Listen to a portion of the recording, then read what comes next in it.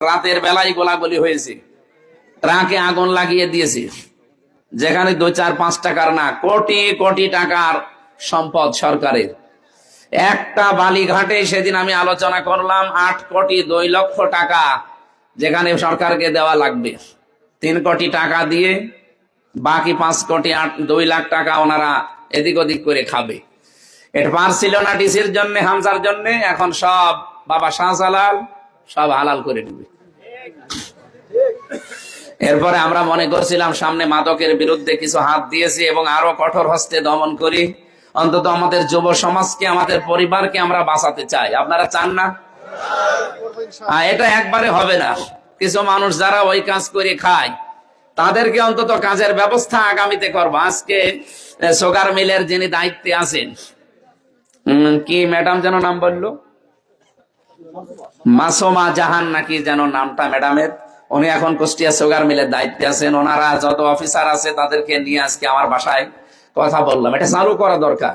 এখানে যদি অন্তত 2-3 হাজার মানুষের এদিক ওদিক করে কাজের ব্যবস্থা হয়, তাহলে যে মানুষগুলো এই যে মাদকের সাথে জড়িত হয়ে যাচ্ছে, ইয়াবা এবং বিভিন্ন ক্ষতিকারক জিনিসের সাথে, তারা কাজ পেলে ওই কাজগুলো তারা ছেড়ে দিলে পরিবারটাও সচ্ছল হবে। 2 নম্বরে তারা তাদের শরীরকে, সমাজকে বাঁচাতে পারবে। এই উদ্যোগগুলোকে আমরা খারাপ নিয়েছি। কুষ্টিয়ার সবচাইতে বড় ক্যান্সার ছিল চাঁদাবাজি করা।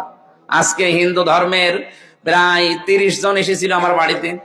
তারা বলছে আমরা জর্জরিত ছিলাম চাঁদার জন্য। আমি এখনো পর্যন্ত চাঁদা দিয়ে যাচ্ছি, এই কিছুদিন বন্ধ হয়েছে। এই খাজানগর কবুরহাটে একজনকে চাঁদাবাজি করার সময় এই যে জনগণ পিটিয়েছে, ধরে এখন সে পালিয়েছে। এই একটার জন্য অনেক শান্ত হয়ে আছে, কিন্তু বাস্তবতা কি আমরা দেখছি। এটা যদি আমরা 100 ভাগ বন্ধ করতে সামনে না পারি, আপনি দেখবেন ওই যে 17 বছর যেভাবে কাটিয়েছি ওইভাবে আবার কাটানো হবে। তো এই জন্যে একটা একটা করে মনে করলাম যে 100 দিনের ভেতরে পরিকল্পনায় আমি এগুলো সব হাত দিতাম। অন্তত সেইগুলো শুধু সংসদে থাকা লাগে 5 দিন, 7 দিন, 10 দিন, ওই সময় বাদ দিয়ে পড়াটার সময় আমি এলাকাতে বিভিন্ন জায়গায় যেখানে দুর্নীতি দেখবো আগে সেই জায়গায়